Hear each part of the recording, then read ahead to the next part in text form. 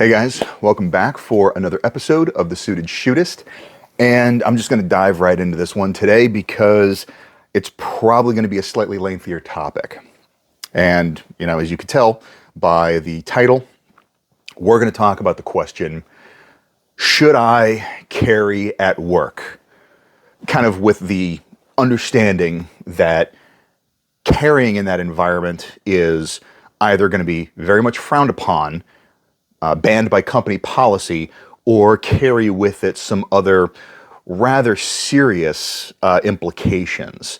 So obviously, if you work for a 2A friendly company, if it is something that has been expressly permitted or approved, none of this is going to apply.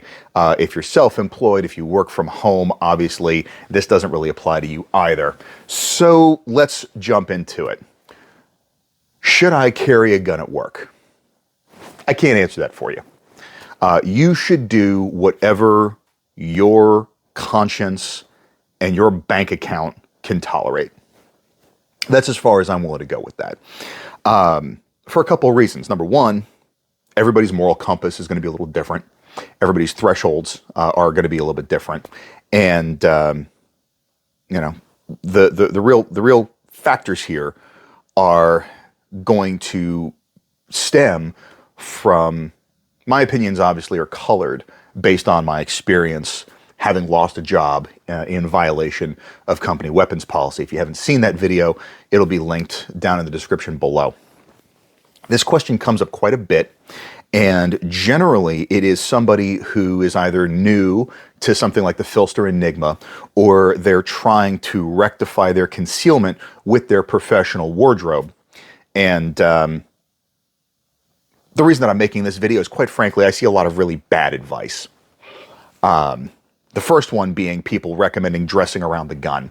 And aside from the fact that I just hate that expression at large, I did a video on that as well, it's obnoxiously tone deaf, because if you are working in an environment that either has a written dress code or has some sort of unwritten standard expectation of professional appearance, if you are deviating from that in order to accommodate a firearm, you are already failing in your concealment, because you're drawing unnecessary attention to yourself, which can lead to scrutiny and questions and just a whole lot of complications that don't need to exist. Now, this typically will stem from people that are trying to take their EDC, which is generally a full-size duty pistol, typically equipped with a red dot optic, and sometimes a weapons light, and they are trying to take this duty pistol and then shoehorn it into a role and an environment for which it was not designed. So they're making the gun the center of everything. And again, right there, it's a failing proposition. Because if somebody is going to choose to carry in a workplace where it is some variation of unacceptable, then you really need to weigh all of the consequences. This is what a lot of people get wrong, in my opinion, because there is this bell curve of probability. On the far end, close to where the X and Y axis meet, you've got the probability of never being the victim of violent crime in any way, shape, or form, which, according to the Rangemaster statistics, which I will be able to speak a little bit more precisely to next week after I'm done with the instructor development course, I think in a given year, the odds of an adult in the U.S. being the victim of violent crime is something like 1 in 30. So it's not exactly low odds, but, that being said, the odds of you never being the victim of violent crime are candidly relatively low. Where you have the peak of the bell curve, the highest probabilities are going to be, what you would consider your typical transactional violent crimes where you have the criminal element is basically treating you as the ATM. They're looking to get paid. That's it. And then as you move towards the far end of the bell curve, that is where you get all of the headline-making types of violence, the active spree killer, workplace, shopping mall, etc. And that's what everybody likes to fixate on. Partially because they are, relatively speaking, an infrequent enough occurrence that they are still novel. So that's kind of mistake number one, is people are fixating on, for lack of a better term, the wrong thing. They're going all the way to the far end of the bell curve and going worst case scenario, which is not necessarily inappropriate, but it has to be tempered. There's another video that I've already done about actually doing a true risk assessment. And this is where a lot of people fall short, because they will fixate only on the worst case scenario, which is very high consequence, but relatively speaking, low probability. And so the overall fallout, severity-wise, is medium high. Whereas, and this is what people tend to overlook, concealment is not binary. It's not concealed or not concealed. There is this whole range of concealment, and one of the major factors that gets overlooked is how much time somebody gets to spend in your presence or vice versa. The degree of concealment that I need to execute in order to successfully go undetected to the shopping, to the grocery store, for example, where I am dealing with a relatively large pool of strangers who don't regularly interact with each other, is a lot lower than the degree of concealment necessary to achieve the same result in a smaller group of people with whom I'm spending a third of my life, 40 to 50 hours a week. So that is the biggest mistake that people make, is they will just assume that concealment is concealment, and if it's good enough for the shopping mall or if it's good enough for running errands on a weekend, then it's good enough for the workplace. And it just isn't. Like, that is a factually incorrect statement. The more information that people are able to gather about you, they start filling in the gaps and developing this template of expected appearance, expected behavior, and all that jazz. So, invariably, if you choose to carry a firearm at the workplace, the degree of concealment necessary to do so successfully has to be dramatically higher than it would be if you're just out in the world, which generally speaking necessitates a smaller gun. And so that then starts to conflict with people's idea of, well, a smaller gun is less capable if I've got to take a shot like Eli Dickens, yada, yada, yada, yada. Is that what it's there for? Again, that's not a question I can answer for you. You have to answer that for yourself. But think about this. I don't know what kind of work you do. I don't know how specialized the industry is. I don't know how tight-knit of a community that industry is. But setting aside just the realities of professional fallout making the news for shooting somebody at all, what are the implications of you getting blacklisted within your industry because you violated policy?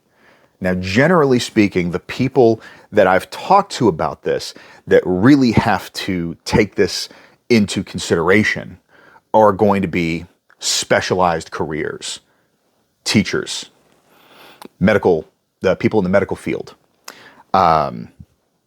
IT engineers. To some degree, some of that market, from my understanding, is a little bit more freelance, but still, if you have spent a good portion of your life developing a specialized skill set, and then you all of a sudden get blacklisted within that industry, what are the implications? Now, I can already hear the critics gnashing their teeth, and invariably the phrase that people use just to dismiss this outright is either some flavor of, well, I'd rather be judged by 12 than carried by 6, which I think is just so asinine and reductive that it's not even worth really addressing.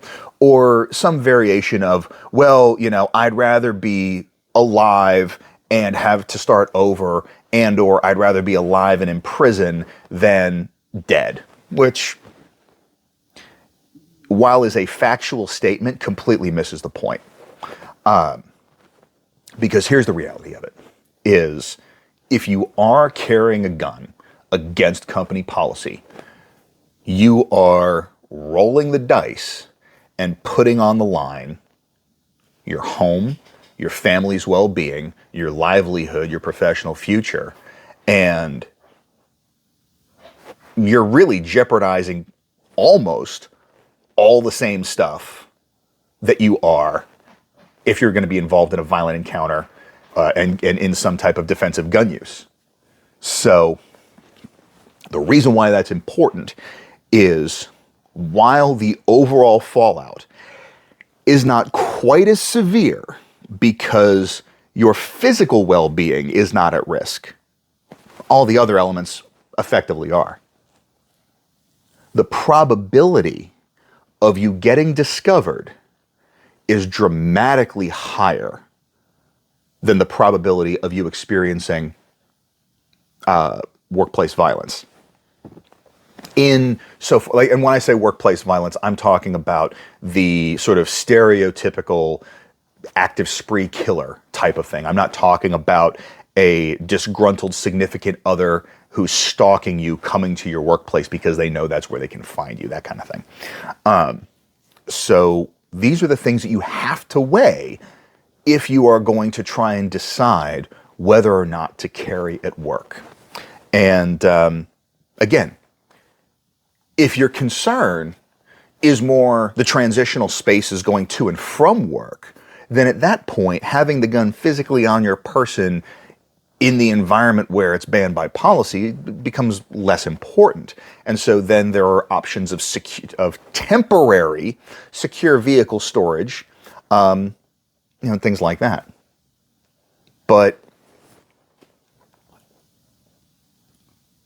don't let the absolutists tell you how to live your life, because there is nobody that is going to give you a job offer, that is going to pay your mortgage, that is going to feed your kids, if their bad advice fucks you over. The other thing that you need to consider is this. If you're young and you're single and you really don't have any responsibilities to anybody else other than yourself, the degree of risk that you're able to incur typically is going to be higher. But if you're married, you have kids, maybe you're taking care of an elderly parent, if there are other people that rely on you, you better make sure they're on board with this decision too. Because I can tell you, having that conversation after the fact not only is grossly unpleasant, but it changes the dynamic of the relationship. So keep that in mind. Should you carry at work? Look, it's a free country. Do what your stripes can handle. But anybody who only has, a one-sentence answer to this question is pretty safe to ignore. Because they're either coming from a place where they have no idea what they're actually talking about, or they are fortunate enough to, they're fortunate enough to be either self-employed or employed in a, in a specialized industry where their skill is in high demand regardless.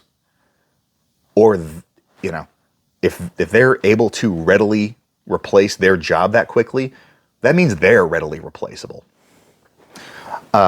So these are all things to keep in mind. But I guess the short version is, if you are going to sit down and make that decision as to whether or not this is something you're going to do, it requires a significant amount of thought. And it's going to require a significant amount of discussion with the other people in your life. This is not a choice to be made lightly. It's not something that should be decided based on the advice of strangers from the internet. Not even mine. Like, I put my story forward as a cautionary tale, not because I'm trying to scare people away from carrying a gun in places that they're not supposed to.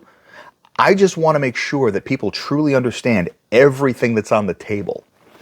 You know, because Mas Ayub in his Mag 20 class talks about, again, you know, in terms of the context of being involved in a defensive gun use, are you willing to walk up to a roulette table and bet every buck in your bank account, you know, the entire estate that you've spent your whole life building, on black or red? Because that's effectively what you're doing. So the same rings true for this. And that's really my biggest issue, is people, when they are talking about this decision, do not treat it with the severity and the deference that it requires. Take this shit fucking seriously. Like, honestly, whether or not you're carrying a gun at work is right up in line with whether or not you're carrying a gun at all. And like whether or not you are capable of employing deadly force for your own protection. Because like I said, there's a lot of the same stuff at stake. And, you know, you might think that this has been 15 minutes of me taking a lot of time to say nothing. Kinda. Because I can't tell you what to do. But don't let the absolutists scare you into an imprudent decision that doesn't apply to you. Because the reality of it is that same emotional alarmist bullying are the exact same tactics the anti-gun crowd uses to try and take our rights away. That's a degree of hypocrisy that I don't tolerate. You have to look at this stuff objectively. You know, if all you've got is, oh, well, at least you're not dead. You know, that's the concealed carry version of, well, what if it just saves one life? Do better when we're having these conversations, especially when you're talking about these decisions that have lifelong impact on somebody. That's all I got. So I'm sure there's going to be some rage in the comments. Bring it on.